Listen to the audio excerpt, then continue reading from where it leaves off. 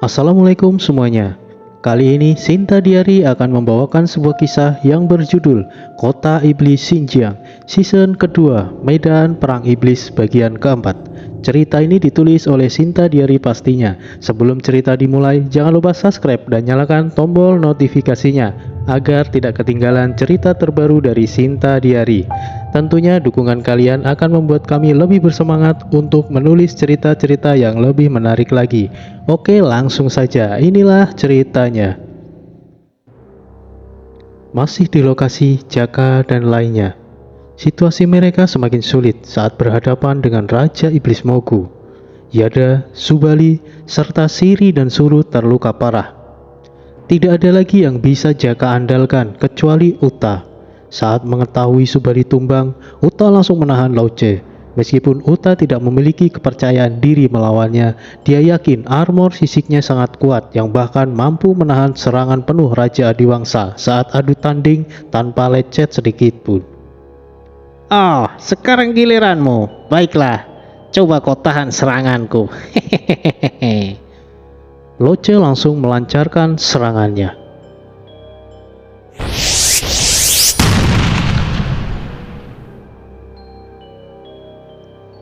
Kedua tangannya melindungi dada. Uta berhasil menahan serangan dahsyat Lauce. Armor fisik Uta memang sangat kuat, bahkan hanya menggores sedikit saja sisiknya yang tidak bisa dilakukan oleh Raja Adiwangsa. Jelas serangan Lauce jauh lebih kuat daripada Adiwangsa. Oh, kau cukup hebat. Baiklah, terima seranganku berikutnya.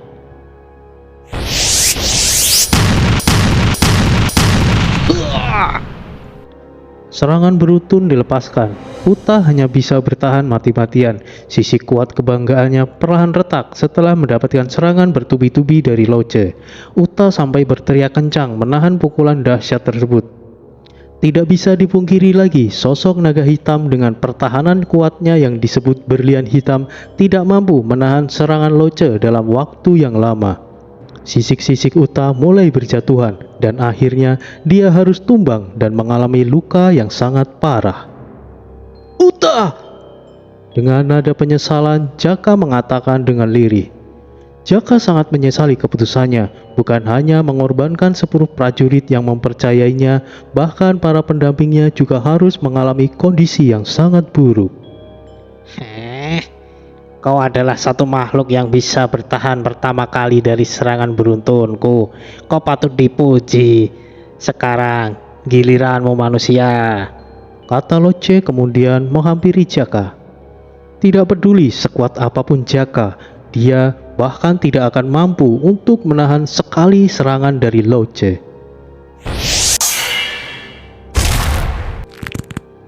Kau! Lauce harus mundur menghindari Jaka karena ada sosok kuat yang tiba-tiba menghalanginya. Jika Lauce tidak segera mundur, mungkin lengannya akan terpelintir dan hancur. Siapa sosok yang memiliki kemampuan melintir tersebut? Ya, itu pastilah dia. Jaka cukup beruntung. Di saat kritis, ada sosok yang datang tiba-tiba menghalau serangan Lauce. Sosok tersebut adalah jagoan dari tanah Jawa, seorang bangsawan dari kasta Brahmana, Janoko. Dengan ciri khas serangannya yang melintir musuh, serangan Janoko cukup unik yang jarang makhluk bisa melakukannya. Siapapun yang terkena serangan Janoko akan cukup menderita sebelum akhirnya jiwanya habis diperas seperti cucian basah. Kau, apa yang kau lakukan di sini? Bukankah kau harus menunggu Tori dan Desta di Pagoda 5 unsur? Bagaimana jika terjadi sesuatu dengan mereka? Ucap Jaka. Tidak perlu dipikirkan. Tuanku perintahkan kami untuk menjaga kalian sebelum masuk ke Pagoda 5 unsur. Yang menjadi pertanyaan, apa yang kau lakukan di sini? Jaka tidak bisa menjawabnya. Dia cukup merasa bersalah dengan apa yang dilakukan dengan keputusan gegabahnya. Siapa lagi yang muncul? Pengecut mana yang berani menyerang diam-diam? Kata Lauce dengan kedua lengannya gemetaran, terkena sedikit serangan Janoko. Meskipun Lauce mampu menghindari serangan Janoko tepat waktu, dia masih tidak sepenuhnya menghindari serangannya. Mundurlah, serahkan pada kami. Kami? Janoko, jangan-jangan kalian Wata Jondo Laile. Si Jin memanggil pasukan kayangan untuk menekan para tuan iblis yang mengepung Jaka dan Rama. Bentuk formasi kincir dan terobos mereka. Formasi kincir adalah formasi bertahan dan menyerang. Para prajurit kayangan berbaris seperti kincir angin dan bergerak memutar dan maju perlahan layaknya kincir angin yang berputar. Semakin lama, pergerakan prajurit kayangan semakin cepat karena dipadukan dengan tunggangan mereka.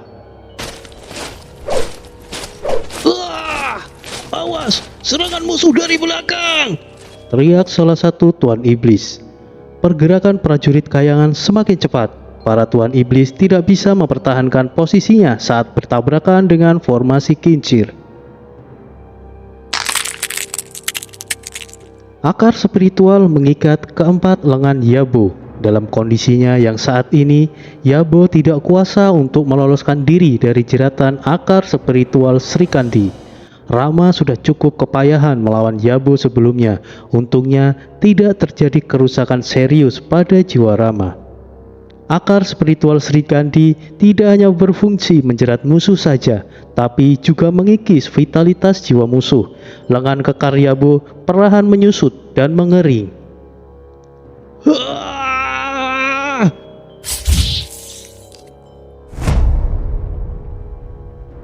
Yabo berhasil lolos dari jeratan akar spiritual, tapi dia harus membayar mahal dengan tindakannya itu. Keempat lengannya putus dan membuat kondisinya cukup menyedihkan. Yabo gemetar dan menggertakkan giginya. Ya!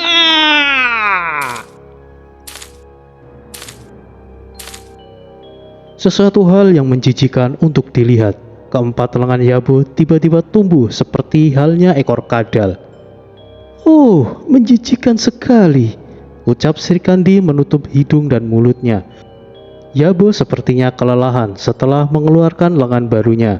Energi iblisnya juga menyusut yang menandakan dia dalam kondisi lemahnya. Sri Kandi tidak menyia-nyiakan kesempatan itu dan kembali melancarkan serangannya.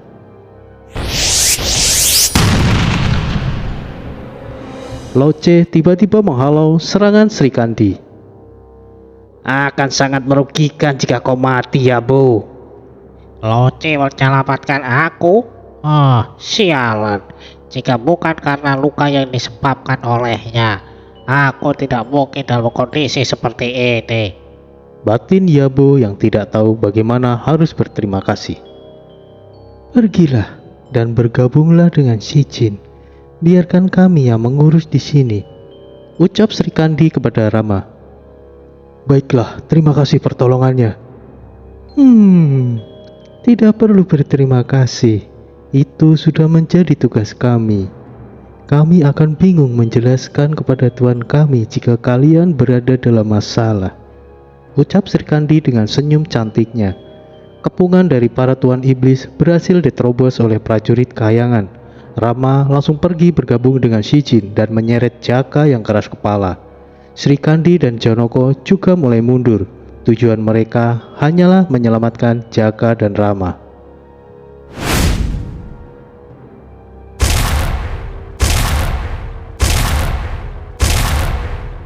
Aku pikir ada keributan apa.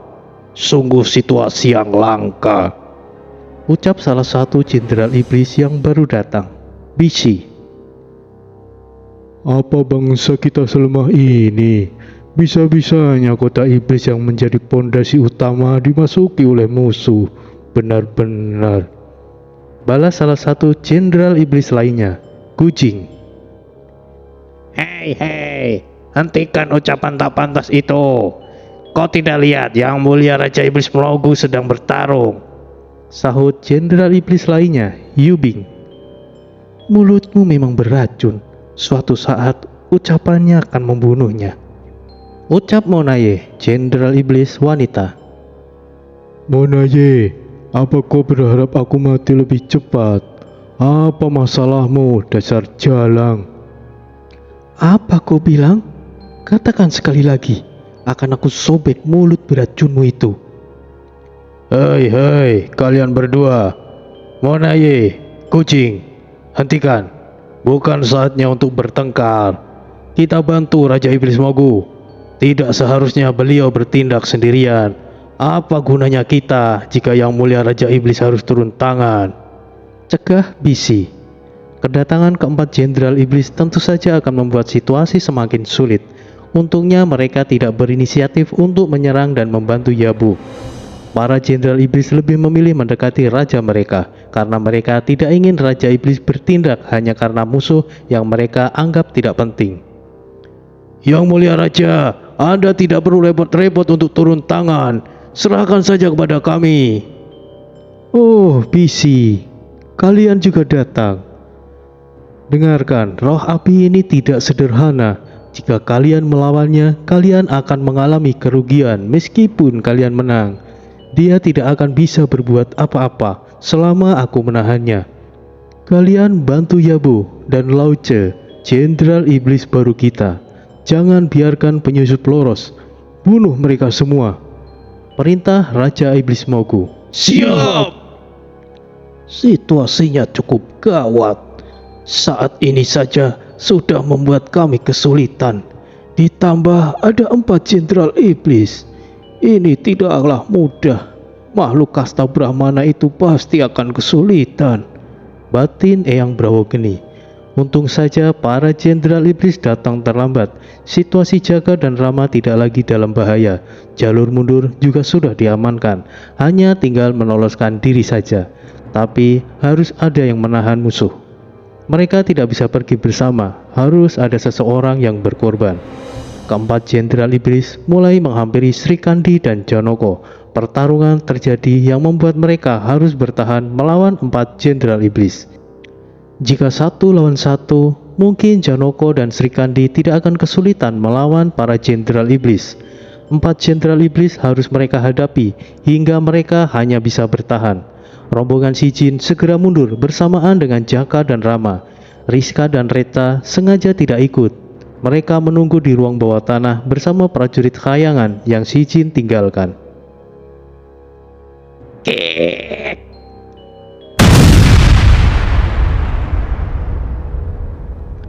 Cupid melompat ke udara lalu membesar dan mencoba menimpa para Jenderal Iblis.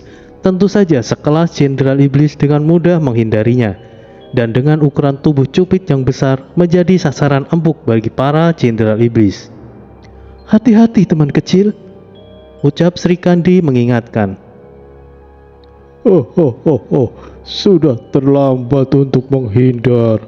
Meleburlah makhluk gendut. Ucap kucing. Seluruh tubuh Cupid dipenuhi oleh energi iblis yang pekat. Jika Cupid tidak melebur, dia pasti akan menjadi bagian dari bangsa iblis. Cupid sangat sembrono karena tidak ada Reta yang mengendalikannya.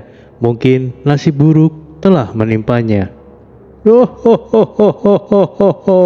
Dasar bodoh, meleburlah. Jika kau bisa bertahan, maka kau layak menjadi budakku. Kata Jenderal Kucing dengan penuh percaya diri. Kau hanya buang-buang energi iblis hanya untuk makhluk lemah sepertinya. Dasar payah, cela Monaye. Apa masalahmu Monaye? Kenapa kau mencela ucapan dan tindakanku? Bisakah kau diam? Monaye hanya memalingkan muka. Sementara itu, Sri Kandi mengkhawatirkan Cupid yang sedang diseliputi energi iblis. Sri Kandi tidak bisa menolongnya karena energi iblis bisa mengikisnya juga. Oh, malang sekali nasibmu teman kecil, ucap Sri Kandi. Energi iblis yang pekat masih menyelimuti Cupid. Energi tersebut seperti hidup dan hanya berada di sekitaran Cupid saja, tidak menyebar. Namun keanehan terjadi. Energi iblis tersebut semakin lama semakin pudar. Pudar bukan karena menghilang, karena menyebar, tetapi seperti sedang disedot. Apa-apaan itu? Bagaimana bisa energi iblisku memudar? Terlihat Cupid kembali ke dalam kecilnya. Bukan kondisi Cupid seperti anak kecil, tetapi wujud Cupid yang sudah remaja. Cupid melahap energi iblis kucing dengan santainya hingga bersih tak tersisa. Cupid bersendawa. Oh, bagus. Kau bisa bertahan dari energi iblisku. Itu berarti kau sekarang adalah budakku. Kemarilah, datang ke majikanmu ini, bocah. Kik, kik.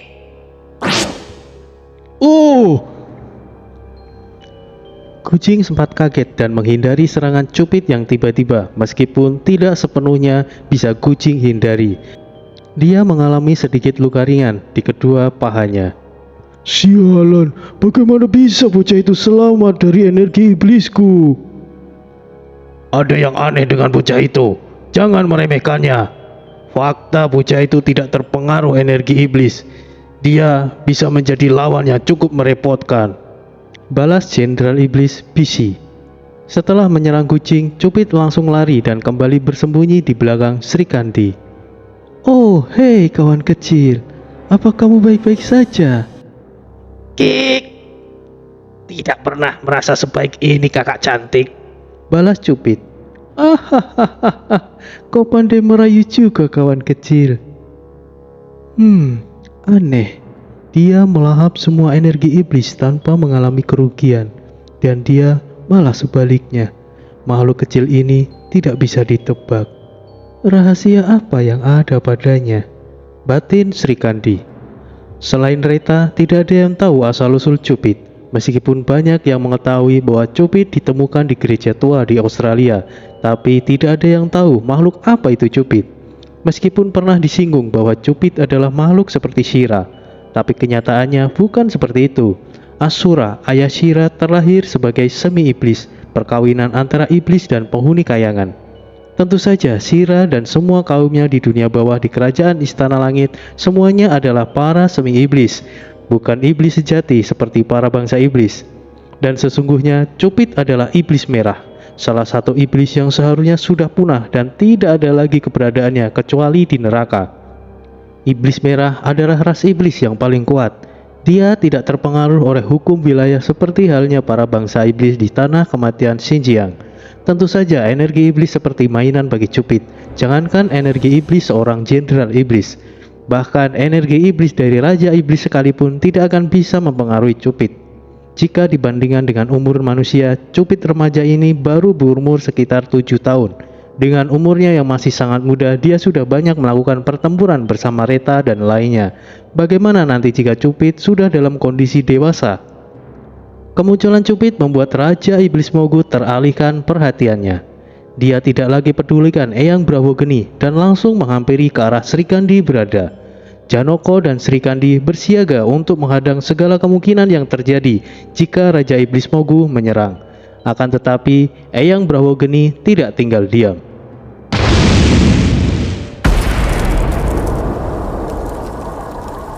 Raja Iblis Mogu terpaksa menahan serangan Eyang Brahwogeni dan membuatnya harus mengurungkan niatnya untuk menghampiri lokasi Sri Kandi dan Janoko berada.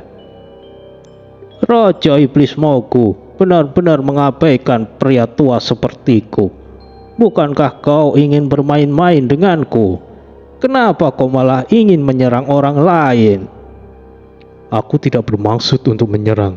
Aku hanya ingin tahu siapa makhluk kecil merah itu. Tipu muslihat apa yang ingin kau mainkan, Raja Iblis? Aku hanya ingin tahu siapa makhluk merah kecil itu. Oh, apa kau akan melepaskan kami jika kami memberitahumu? Tunjukkan dia. Jika aku puas, kalian boleh pergi. Baiklah, bocah kecil, kemarilah. Kik, kik. Cupid ketakutan memegang erat kaki Sri Kandi. Tidak perlu takut, teman kecil. Cupid akhirnya berani menampakkan dirinya. Raja Iblis Mogu dengan seksama memperhatikan Cupid. Saat Raja Iblis ingin mendekat, Eyang Brahwogeni mencegahnya. Tinggalkan makhluk kecil itu, dan kalian semuanya boleh pergi, ucap Raja Iblis Mogu. Ho. Tidak bisa, Raja Iblis Mogu. Makhluk kecil itu terikat dengan seseorang. Meskipun aku setuju dengan permintaanmu, makhluk kecil itu tidak akan mau. Anggap kali ini keberuntungan kalian. Pergilah dan jangan pernah memasuki kota iblis lagi. Raja Iblis Mogu langsung membalikan badan. Entah apa yang dipikirkan oleh Raja Iblis Mogu. Dengan mudahnya dia membiarkan mereka pergi. Tentu saja rombongan mereka langsung pergi selagi Raja Iblis tidak merubah keputusannya. Yang mulia Raja Iblis, kenapa Anda membiarkan mereka pergi? Tanya Jenderal Bisi. Raja Iblis Mogu hanya diam.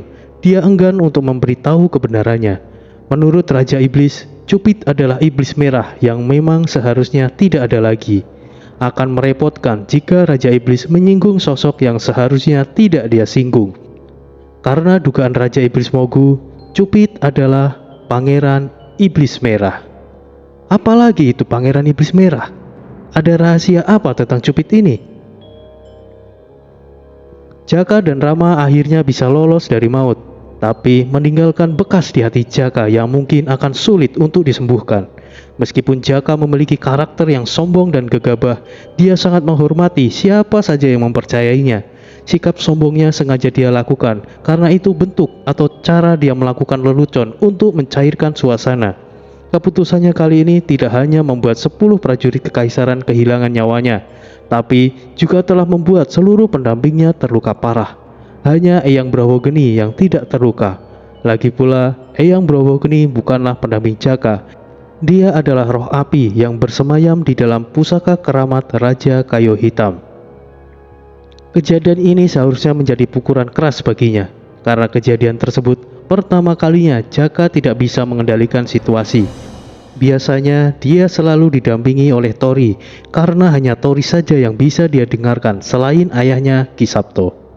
Tapi kejadian yang baru saja dia alami akan membuat Jaka semakin kuat. Semakin besar kesulitan yang dia alami dan selamat darinya akan menumbuhkan pemahaman dan kekuatan yang tidak bisa dijelaskan. Ini berkaitan dengan jiwa spesialnya, jiwa sugesti. Uta adalah makhluk yang Jaka temui di hutan Kamalangan yang berada di alam Samarantu. Dia satu-satunya pendamping yang secara langsung membuat perjanjian dengan Jaka. Sedangkan Yada dan Subali sebenarnya adalah penjaga Ki Sabto. Apapun yang terjadi dengan mereka, Ki Sabto akan merasakannya. Di suatu tempat yang jauh dari alam Dao, tepatnya di alam Nusantara di kawasan alam Kerinci. Dalam lingkungan padepokan milik Guntur Geni saat itu dipimpin oleh Ki Sabto. Di halaman padepokan berkumpul beberapa ahli spiritual yang sedang melakukan pelatihan kepada murid-muridnya. Apa yang mengganggumu, Guru Besar? Tidak seperti biasanya Anda murung, tanya salah satu ahli spiritual senior Jaka, Ki Joko Winoto. Tidak ada, Ki Joyo. Aku mungkin saja kecapean. Anda harus banyak istirahat, Guru Besar. Jangan memaksakan diri untuk urusan padepokan. Serahkan saja kepada kami, sahut Ki Salak Gede. Jangan meremehkan beliau. Meskipun umur beliau mendekati 1 abad, beliau tidak akan keletihan hanya karena kegiatan di padepokan. Sepertinya apa yang dikatakan Ki Joyo ada benarnya, bahwa beliau sedang mengkhawatirkan sesuatu, sahut Ki Setia Alam. Apa Anda mengkhawatirkan Jaka, Guru Besar? Jaka bukan orang yang harus Anda khawatirkan. Meskipun dia selalu bertindak gegabah, tapi Jaka tidaklah lemah. Aku justru khawatir dengan mereka yang telah menyinggung Jaka. Kau benar, Ki Joyo. Siapa lagi jika bukan Jaka yang mewarisi keilmuan almarhum Guru Besar Guntur Geni. Ditambah dia adalah anak Anda yang pastinya telah Anda bimbing secara pribadi. Tentu saja kemampuannya tidak sederhana, balas Ki Salak. Aku tidak akan khawatir jika Jaka hanya pergi di wilayah Nusantara ini saja. Tapi saat ini dia berada di tanah terkutuk, tempat terburuk dari yang terburuk di kawasan kota iblis Xinjiang. Guru Besar, Aku tak paham apa yang Jaka lakukan di sana. Jika di sana sangat berbahaya, kenapa guru besar mengizinkannya pergi saat itu? Oh, siapa yang bisa mencegah anak sepertinya, Kicoyo? Aku hanya memiliki firasat yang buruk. Yada dan Subali sepertinya mengalami cedera yang serius. Aku harap Jaka baik-baik saja.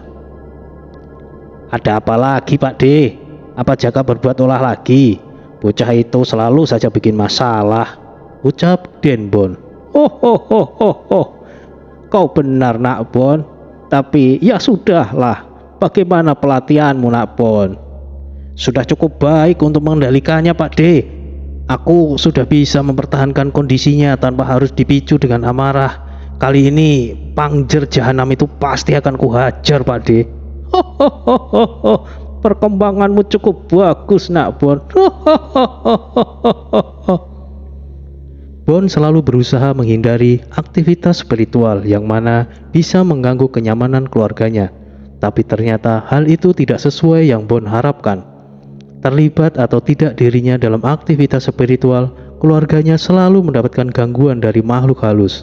Teror pocong yang dialami keluarga Bon hanya salah satunya. Keluarga Bon menjadi sering mendapatkan gangguan makhluk halus seiring waktu.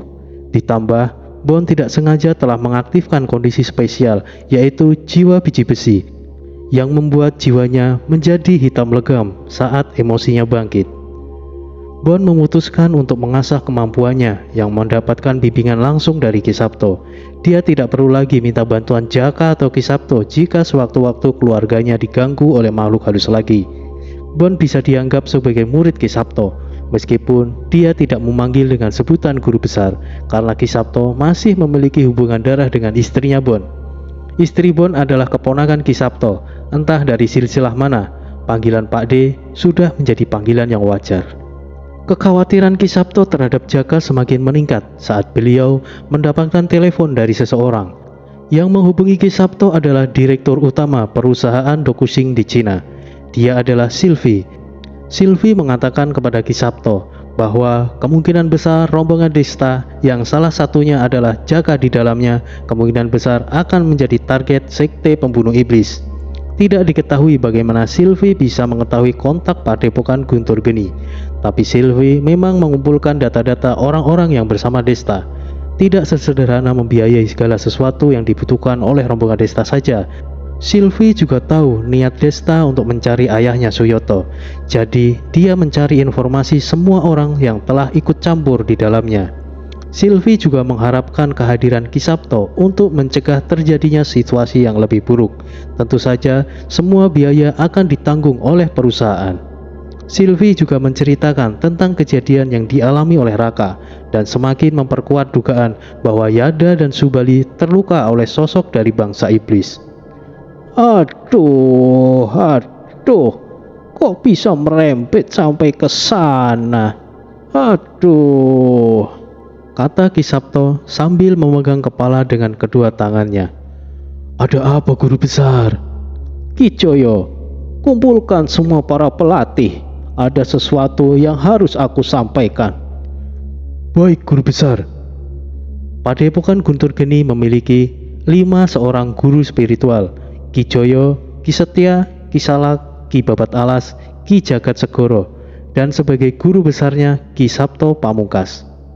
5 orang ahli spiritual telah berkumpul di kantor Padepokan dan menunggu instruksi dari Ki Sabto. Tanpa mengulur waktu, Ki Sabto menjelaskan kepada semuanya situasi yang sedang terjadi dengan Jaka. Ada besar kemungkinan Jaka terlibat sesuatu yang sangat merepotkan. Ki Sabto akan pergi ke Xinjiang dan meminta beberapa dari mereka untuk menemaninya. Karena ini juga menjadi perjalanan pertama mereka, akhirnya semuanya ikut mendampingi beliau dan Bon juga memaksa ikut. Padepokan sementara ditutup, para murid juga dipulangkan. Butuh waktu untuk mempersiapkan keberangkatan mereka. Ki Sabto memutuskan berangkat karena firasatnya selalu benar. 7 ahli spiritual dari Nusantara akhirnya pergi untuk mengobrak-abrik alam iblis di tanah iblis Xinjiang. Di suatu wilayah di perbatasan Tibet, di kuil Taolahu, di mana para sekte Dao berada, Kuil Talouhu adalah salah satu kuil Buddha yang menjadi markas Sekte Dao. Master Wang mengajak Aditya, Rio, dan Narendra mengunjungi kuil tersebut. Karena Master Wang tidak bisa berbahasa Inggris, Sylvie menyertakan seseorang penerjemah yang juga satu kerabat dengan Yang Li. Para master muda sekalian, ini adalah kuil Talouhu. Biksu Kai adalah pimpinan di kuil ini. Tolong jangan panggil kami dengan sebutan master. Panggil saja dengan nama kami. Jujur, kami kurang nyaman dengan sebutan itu, Master Wang. Hahaha. Biasakan dirimu, anak muda. Begitulah cara kami berikan penghormatan. Setelah Master Wang mengunjungi kuil untuk melakukan penghormatan kepada dewa, dia mengajak Aditya dan lainnya ke tempat aula utama para biara yang biasanya melakukan pelatihan fisik dan spiritual.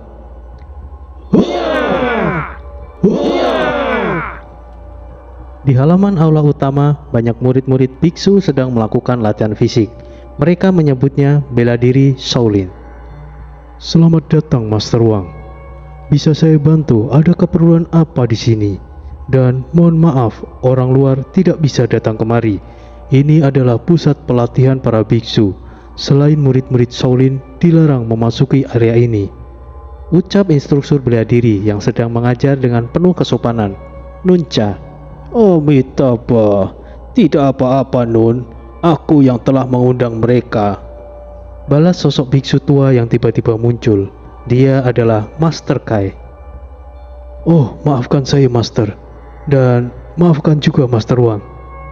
Setelah mereka saling mengucap salam dan memperkenalkan diri, mereka duduk di luar aula utama, tempat seperti gazebo, tapi tidak memiliki dinding. Seperti payung besar, di bawahnya adalah tempat duduk yang terbuat dari tumpukan batu yang disemen. Saat itu hanya ada biksu Kai yang menemui mereka, karena para biksu lainnya sedang melakukan sembahyangan di kuil. Amitabha, kali ini apa yang membawamu kemari, Master Wang? Tanya biksu Kai. Direktur V ingin mempertemukan mereka dengan Anda, biksu Kai. Mereka adalah para master muda untuk membantu pencarian Master Yan Li. Direktur V cukup terpukul atas hilangnya Direktur Shu. Ditambah lagi, Master Yan Li juga ikut menghilang saat melakukan pencarian Direktur Shu. Jadi, tolong Master Kai untuk berikan kesempatan buat mereka ini. Amitabha, tidak bisakah Nona Sylvie mempercayakan kami dan menyerahkan masalah ini kepada kami tanpa melibatkan orang lain? Sudah cukup banyak yang terlibat. Jadi lebih baik tidak menambah orang lagi untuk terlibat. Master Wang, tahu bukan, ini bukanlah sesuatu yang gampang begitu saja untuk terlibat. Aditya kemudian angkat bicara. Dia menjelaskan semuanya yang telah terjadi hingga dimulai hilangnya jiwa Raka dan keterlibatan Yuda dengan sekte pembunuh iblis, dan juga Desta serta lainnya yang sedang mencari keberadaan Suyoto. Aditya juga mengatakan bahwa dia dan teman-temannya mungkin saja akan terlibat dengan sekte pembunuh iblis meskipun mereka berusaha untuk menghindarinya. Mau bagaimanapun, mereka tidak mungkin tidak terlibat karena mereka juga tidak akan pulang tanpa Raka dan Yuda. Tapi dengan bekerja sama dengan sekte Dao mungkin akan lebih menjaga keamanan mereka. Aditya juga tidak keberatan jika harus mematuhi peraturan di sekte Dao. Amitabha, ternyata kalian sudah tahu sebanyak itu. Ditambah lagi kalian telah bersinggungan secara langsung dengan sekte sesat itu. Tapi aku lebih terkejut. Kalian bahkan berani dan nekat pergi ke kota iblis. Aku tidak bermaksud meremehkan, tapi kota iblis bukanlah tempat yang bisa didatangi begitu saja. Berurusan dengan sekte pembunuh iblis masih belum seberapa dibandingkan menyinggung para iblis itu. Jadi, bagaimana keputusan Anda, Master Kai? Desak Master Wang. Amitabha, sekte Dao kami mendalami keilmuan Tao dan juga seni bela diri Shaolin. Kekuatan fisik dan jiwa harus sama-sama kuat. Jika kalian bisa bertahan melawan Nunca dalam adu tanding, aku mungkin akan mempertimbangkan niat kalian. Maaf, jika soal pelatihan fisik dan ilmu bela diri saya mundur. Saya bukan ahli bela diri atau semacamnya. Hehehe, ucap Rio. Aku juga sama. Sebetulnya aku juga tidak mau ikut campur, tapi ya mungkin aku terpaksa harus mengikuti arus, Sahut Narendra. Ikuti saja dulu syarat Master Kai. Keterampilan seni bela diri memang penting, tapi yang paling dibutuhkan sebetulnya adalah ilmu spiritual. Aku rasa kalian berdua tidaklah buruk, kata Master Wang. Mereka kemudian kembali ke area pelatihan. Nunca adalah ahli bela diri Shaolin dan juga Tao. Biksu Kai hanya ingin tahu kemampuan mereka bertiga. Aditya pertama maju. Selain dia mempelajari ilmu-ilmu kejawen, dia juga mempelajari ilmu bela diri tarung derajat dan juga Muay Thai, serta dipadukan dengan ilmu tenaga dalam. Ilmu bela diri Shaolin juga tidak hanya berfokus pada pelatihan fisik saja. Ada pelatihan Ki untuk memperkuat serangan. Ki sama halnya seperti tenaga dalam, hanya berbeda cara fungsinya. Nunca akan berhadapan dengan Aditya. Kira-kira siapa yang akan menang? Aditya akan melawan Nunca, seorang murid Shaolin yang berbakat. Dalam hal ilmu bela diri, mungkin Aditya kalah jauh. Meskipun Aditya pernah mempelajari bela diri boxer dan Muay Thai, dia tidak sampai pada tahap master. Mohon bimbingannya senior Nunca. Suatu kehormatan bagi saya, Saudara Aditya. Nunca memiliki tubuh yang atletis. Fisiknya menunjukkan bahwa itu hasil dari proses pelatihannya yang keras. Tentu saja tidak bisa dibandingkan dengan kondisi fisik Aditya. Para murid senior Shaolin menyaksikan pertandingan tersebut dan sangat mengharapkan penampilan Nunca. Pertarungan dimulai. Sebagai tuan rumah, Nunca mempersilahkan Aditya untuk menyerang terlebih dahulu. Dalam pertarungan sesungguhnya atau hanya latih tanding, mempersilahkan lawan untuk menyerang terlebih dahulu ada hal yang tabu. Itu sama saja meremehkan lawannya. Tapi Aditya tidak menganggapnya seperti itu. Dia menilainya bahwa itu adalah kesempatan yang diberikan oleh lawannya. Tak segan-segan Aditya mengarahkan segala kemampuannya untuk menyerang Nunca. Tinjunya diarahkan. Nunca membalasnya dengan pertahanannya. Pertarungan berlangsung cukup sengit. Meskipun secara alurnya Nunca diunggulkan karena pengalamannya dan penguasaan bela dirinya, tentu saja Aditya kalah dalam pertandingan tersebut. Tetapi Aditya sudah cukup mampu bertahan lama untuk menghadapinya. Mataku sungguh terbuka. Akhirnya aku bisa belajar pergerakan baru yang Anda tunjukkan, Saudara Aditya. Aku tidak mungkin bisa melawan senior Nunca. Pengalaman bertarung Anda sungguh jauh di atasku, tapi tidak terlalu buruk kalah dari Anda senior. Saudara Aditya terlalu memandang tinggi saya. Tidak juga, fakta telah membuktikannya. Kata Aditya duduk di tanah karena keletihan. Mereka menjadi lebih akrab dan sikap Nunca jauh menjadi lebih bersahabat. Amitabha, aku tidak berharap pertandingannya akan berlangsung cukup lama. Baiklah, kalian boleh tinggal di sini sementara waktu. Kalian bertiga akan dianggap sebagai murid luar. Ini pengecualian karena tidak ada murid luar sebelumnya, tutur Biksu Kai. Terima kasih, Master Kai. Ucap mereka bertiga serentak. Mereka telah diterima oleh Biksu Kai sebagai murid luar. Meskipun Aditya tidak ingin menjadi murid Shaolin, tapi syarat untuk bisa tinggal di sana adalah sebagai seorang murid. Mereka juga memiliki hak untuk ikut berlatih bela diri ataupun tidak. Pekerjaan mereka juga salah satu sarana untuk membentuk fisik mereka. Rio dan Narendra sangat antusias ingin mempelajari bela diri Shaolin, sedangkan Aditya merasa tidak cocok dengan aliran Shaolin. Jadi dia tidak ikut mempelajari bela diri Shaolin. Sementara ini mereka bertiga aman. Sekte pembunuh iblis tidak akan bisa menemukan mereka. Sementara itu di pagoda 5 unsur, Tori menyusul di mana Baji dan Shenlong bertempur melawan bangsa iblis yang tidak ada habisnya. Di medan perang wilayah dunia roh ilahi, Tori dan Sinta langsung terjun dalam peperangan. Meskipun Tori tidak bisa menggunakan tombak naga emas, dia masih bisa bertarung tanpa mengandalkan tombak naga emas. Energi spiritualnya tanpa batas membuatnya bisa bertarung lebih lama dari siapapun. Bukan hanya ajian Liung Sabar saja yang dia kuasai, ajian mematikan Badar Geni yang dimiliki Mbah Sabar juga telah dia kuasai dengan mudah. Selain itu, Tori juga telah menyempurnakan ajian terkuat Mbah Sabar, yaitu 7 bola elemen. Meskipun elemen cahaya dan kegelapan bukan suatu inti dari sebuah elemen, kedua elemen tersebut adalah elemen terkuat, gabungan dari beberapa elemen.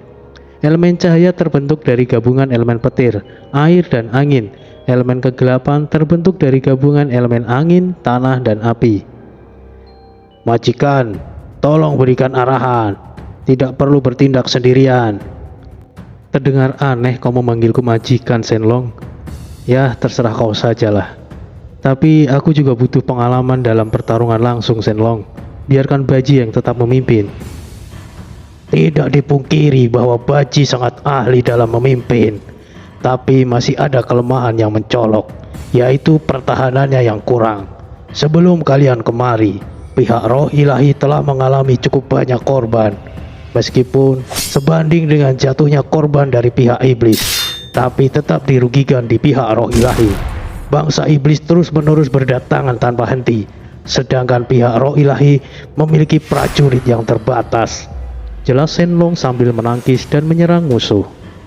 Kau seharusnya juga tahu, Shenlong. Aku tipe petarung yang mengandalkan kecepatan dan serangan kuat, dan cukup lemah soal pertahanan. Mungkin sama seperti halnya Baji. Kemungkinan jika aku yang memimpin akan sama saja situasinya. Bagaimana bisa aku harus beralih dan fokus dalam pertahanan, Shenlong?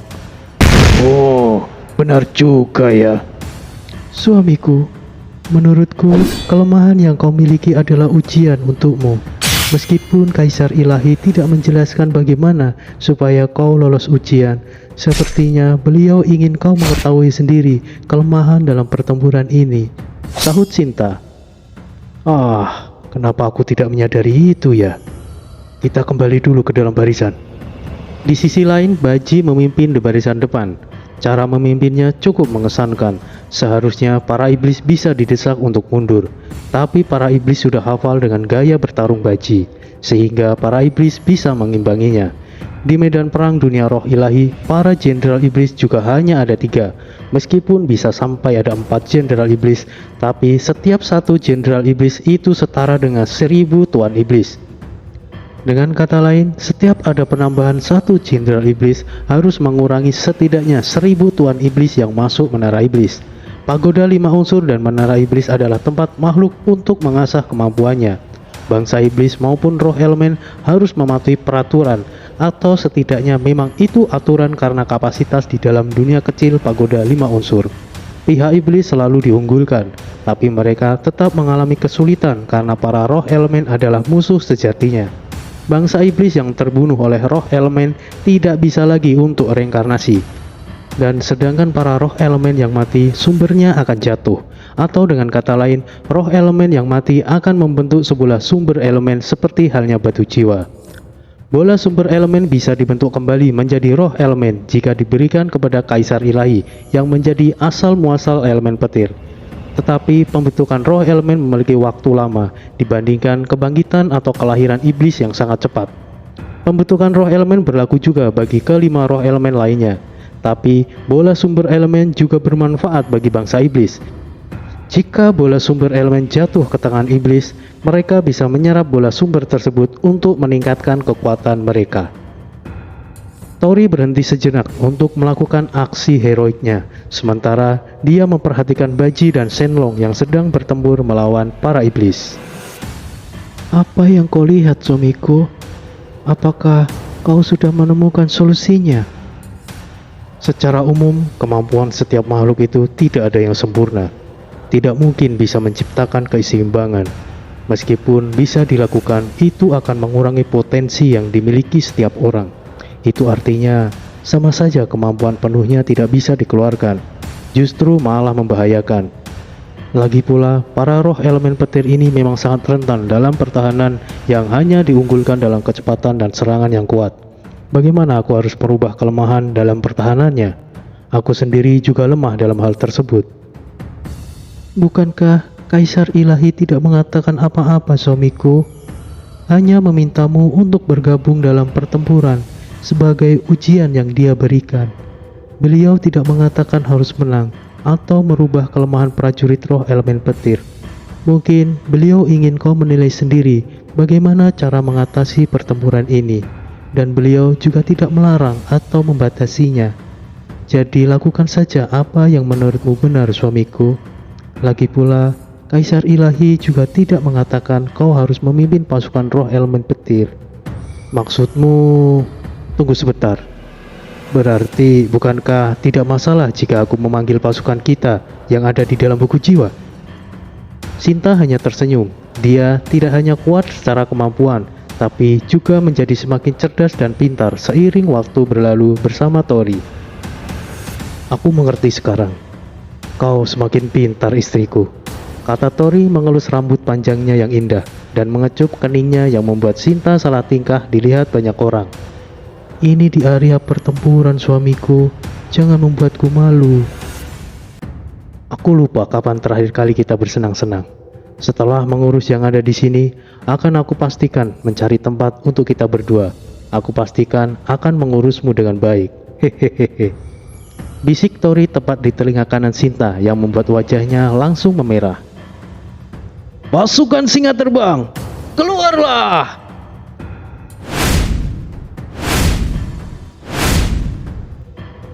Ribuan prajurit dari negara singa terbang telah muncul. Dari berbagai klan telah bergabung dalam negara singa terbang yang membentuk pasukan dengan jumlah lebih dari ribuan prajurit. Negara singa terbang dibentuk oleh Tori dan Sinta di dalam buku jiwa dan memiliki banyak jenderal kuat seperti Gabon dan lainnya, klan Barba, klan Zen, dan klan-klan kuat lainnya yang telah muncul. Meskipun hanya sebagian, sebenarnya ada jutaan makhluk yang ada di dalam buku jiwa.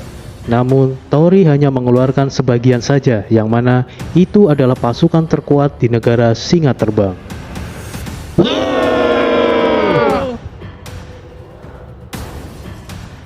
Teriakan prajurit singa terbang menggema di area pertempuran yang membuat musuh dan kawan berhenti sementara melakukan peperangan. Hormat Tuan Penguasa. Maaf, aku ingin bertanya, di mana ayahku berada saat ini? Ucap Raka, salah satu putri kepala suku klan Zen, Roka. Roka sedang melakukan misi penting. Kau tidak perlu khawatirkan tentangnya, Raka. Terima kasih telah menjawab pertanyaanku, Tuan.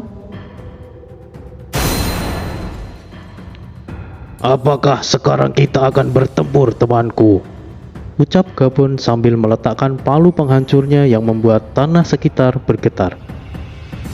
Tentu saja, kakak. Tuan Tori memanggil kita semua, pasti akan ada pertunjukan menarik. Balas Gamon, adik Gabon dari klan Barba. Jangan terlalu bersemangat di awal, Gamon. Semangatmu bisa mengendur nanti. Tuanku, apa perintah Anda? Sahut Bakara. Oh, semangatku tidak akan mengendur jika menyangkut pertempuran, Bakara. Jangan sampai kau tidak kebagian musuh. Terima kasih semuanya. Seperti yang kalian lihat, sudah cukup lama kalian merasakan masa-masa damai di alam buku jiwa, bukan?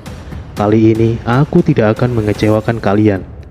Sudah saatnya kalian meregangkan otot-otot kalian dengan membantai para iblis itu. Apakah semuanya sudah siap? Iya!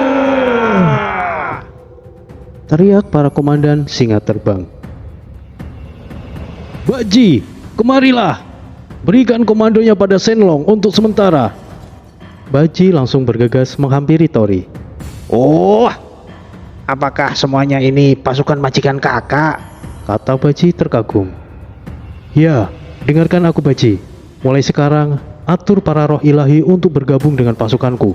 Roh ilahi akan bertugas untuk melakukan serangan, dan pasukanku akan menjadi bantuan pertahanan. Inilah saatnya untuk memukul mundur semua bangsa iblis di wilayah ini. Baiklah, akan aku kerjaan sesuai perintah majikan kakak. Hehehehe. Baji langsung mengatur semuanya, dibantu oleh tangan kanan dan tangan kirinya untuk memaksimalkan pekerjaannya. Sementara itu, di pihak para iblis. Di mana datangnya pasukan besar itu? Apakah para roh ilahi menyembunyikan kekuatannya selama ini, ucap Jenderal Iblis, Ebu. Dugaanku mungkin saja si roh ilahi naga itu yang membawanya, balas Jenderal Iblis, Shuro. Memangnya kenapa jika mereka mendapatkan bantuan, pasukan kita juga lebih banyak? Itu tidak akan mengubah situasinya. Baji bodoh itu tidak akan pernah bisa mengungguli strategi gabungan kita, sahut Jenderal Iblis, Kujing. Jangan meremehkan mereka, kita harus tetap waspada. Pasukan iblis memang tetap jauh lebih banyak, bahkan setengah pasukan iblis belum dikerahkan sama sekali. Hal itu bukan bermaksud mereka menahan diri. Pertempuran yang terjadi memang nyata, bukan sekedar latihan. Tapi para iblis yang memasuki menara jiwa sebetulnya mengasah kemampuan mereka dengan pertempuran secara langsung. Mereka yang selamat dalam pertempuran akan mendapatkan pengalaman dan peningkatan kemampuan mereka. Jadi, para iblis ini bertempur bukan untuk kemenangan, tetapi untuk berlatih dengan cara pertempuran hidup dan mati.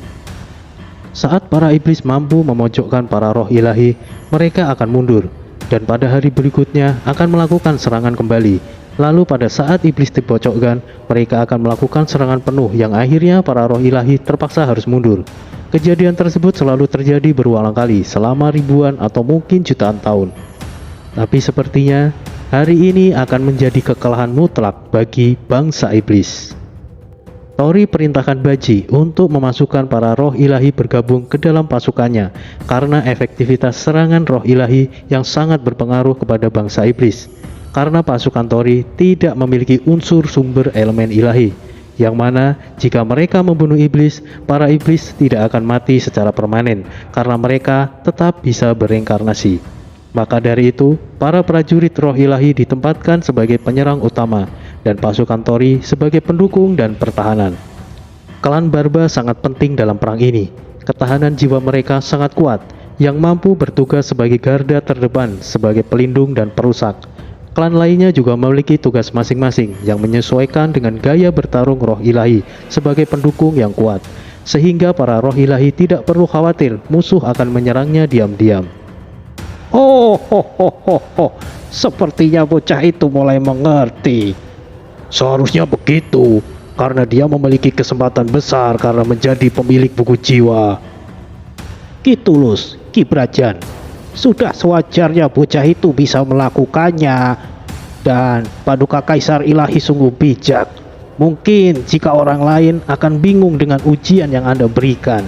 Sepertinya kali ini Paduka Kaisar harus mengaku kalah. Para leluhur tua sungguh tangkap.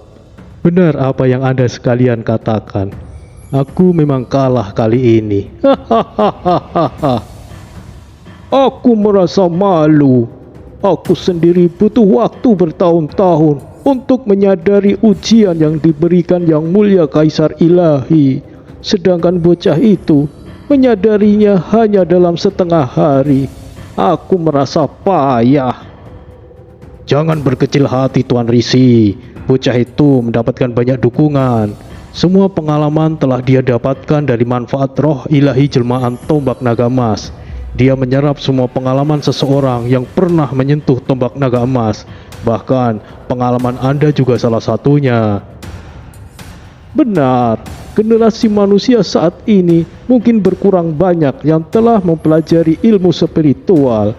Tapi meskipun sedikit yang terjun ke dalam dunia spiritual, mereka adalah orang-orang berbakat yang mungkin tidak bisa kita temui pada di zaman kita. Aku setuju dengan Anda, Tuan Risi, balas Ki Tulus. Pasukan gabungan roh ilahi dan prajurit singa terbang telah terbentuk. Ini akan menjadi pertarungan yang sulit bagi para iblis. Tapi para iblis juga tidak bisa diremehkan. Mereka yang ada di sana adalah para iblis yang berbakat. Mungkin Tori harus bekerja lebih keras untuk mengalahkan mereka. Ini akan menjadi pertempuran yang akan dicatat dalam sejarah dunia roh ilahi.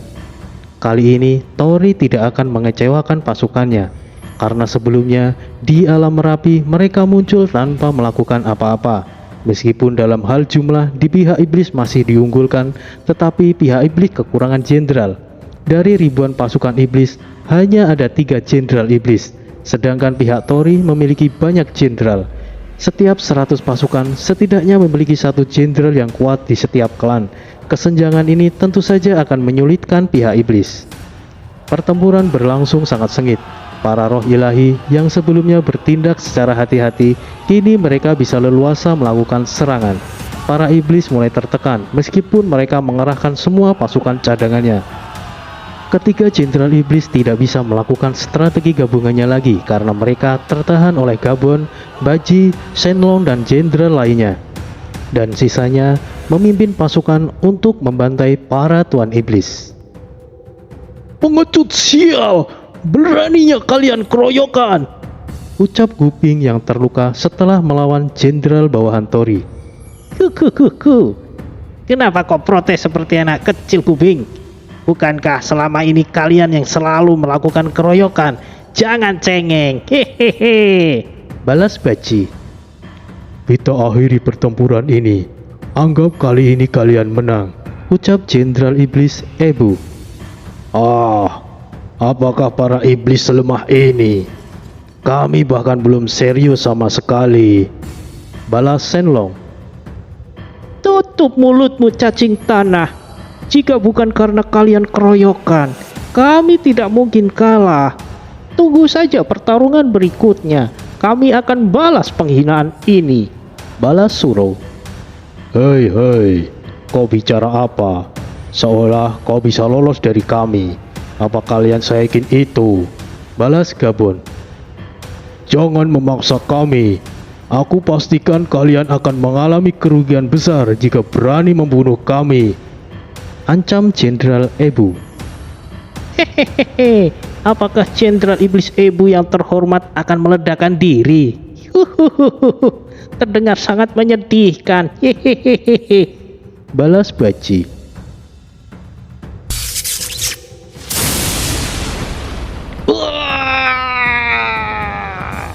Ebu! Teriak salah satu jenderal iblis.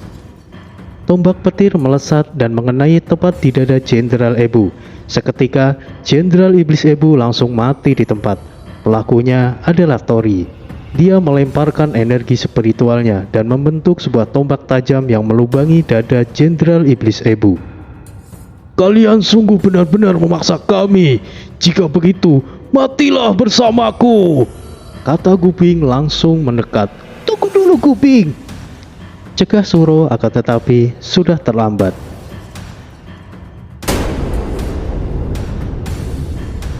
Gabon memukul palu penghancurnya. Getaran dan gelombang kejutnya menahan pergerakan Guping, kemudian terpental di antara para tuan iblis, yang akhirnya dia tidak sempat untuk mendekat dan meledak di tengah-tengah pasukannya sendiri.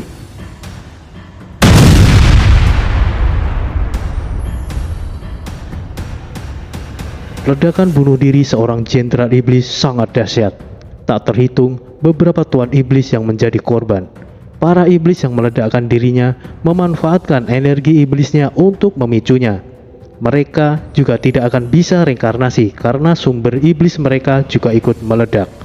Begitu juga mereka yang terkena ledakan tersebut. Para tuan iblis yang menjadi korban tidak lagi bisa bereinkarnasi. Dalam keributan tersebut, Suro mengambil kesempatan untuk mundur. Dia segera kembali ke gerbang keluar ke menara iblis.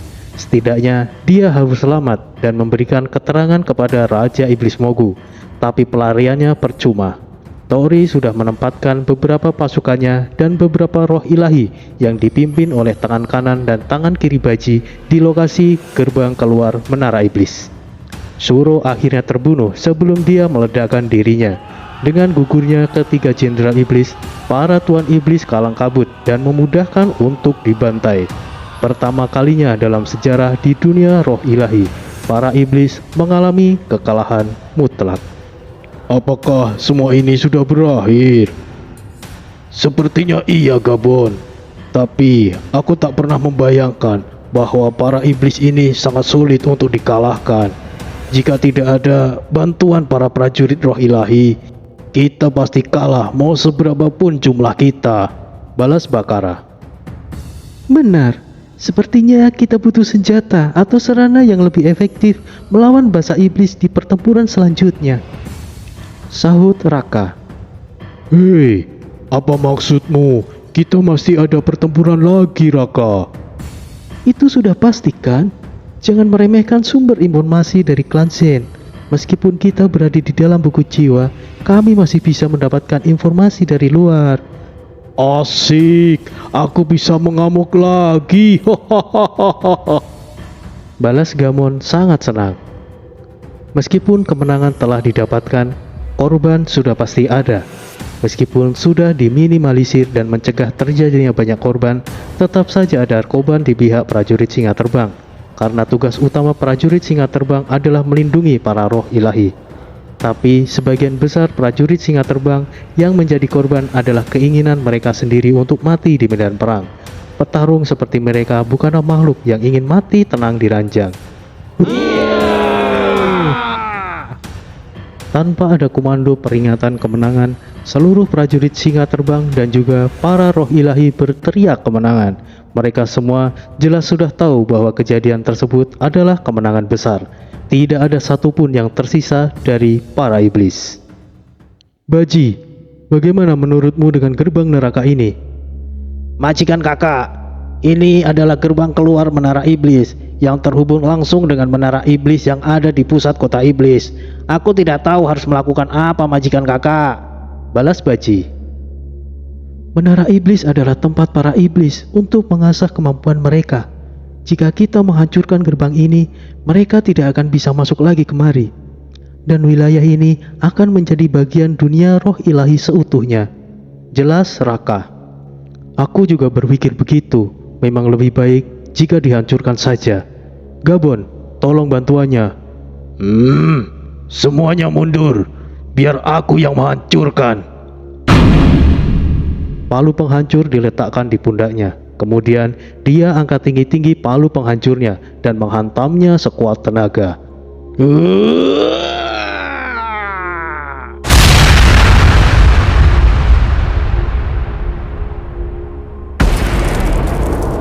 Gerbang keluar menara iblis langsung runtuh seketika dan menutup jalur menara iblis. Di waktu yang sama, di kota iblis, ledakan juga terdengar di menara iblis, yang membuat semua iblis melihatnya mulai gusar. Kemenangan sudah dipastikan, tapi ini hanyalah perang kecil yang mana tidak bisa dibandingkan dengan peperangan yang sesungguhnya saat gelombang iblis tiba di alam Dao.